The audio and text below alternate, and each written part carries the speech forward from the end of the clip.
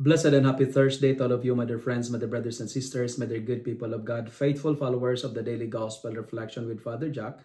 My dear kababayans, today is the last day of July 2025, July 31st, 2025.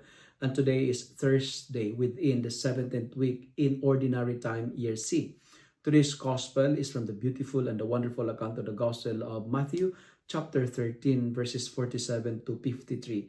And today we also celebrate the feast day of Saint Ignatius of Loyola.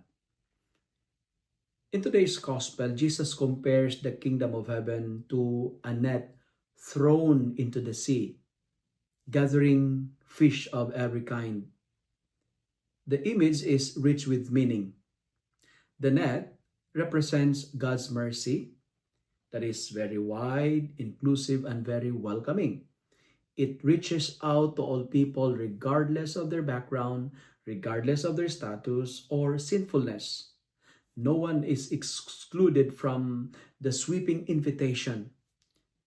Just as the sea is deep and mysterious, so too is the vastness of God's mercy that gathers hearts into His church through the Word, through the sacraments, and the witnesses of faith. But once the net is full, the fish are brought ashore and a new moment begins. And that is the moment of sorting, a moment of judgment. Here, the hand of justice enters the scene. The good are separated from the bad, not out of cruelty, but out of holiness. God, who is both merciful and just, respect our freedom to respond or refuse His love, right? We are not just gathered to be counted.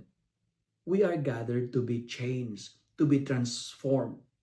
And the parable teaches that entry into the kingdom of God is not about being simply caught by religion or culture or belief, but being transformed in the heart, being transformed in truth, and being transformed in holiness.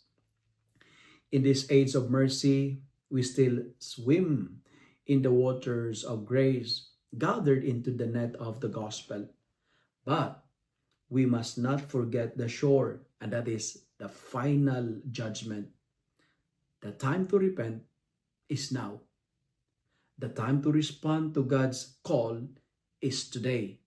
Because while the net is wide and the invitation is free, only those who are willing to be purified, only those who are willing to be transformed and be changed by grace will be kept in the basket of eternity. The net of mercy will be closed one day, and the hand of justice will sort what was gathered.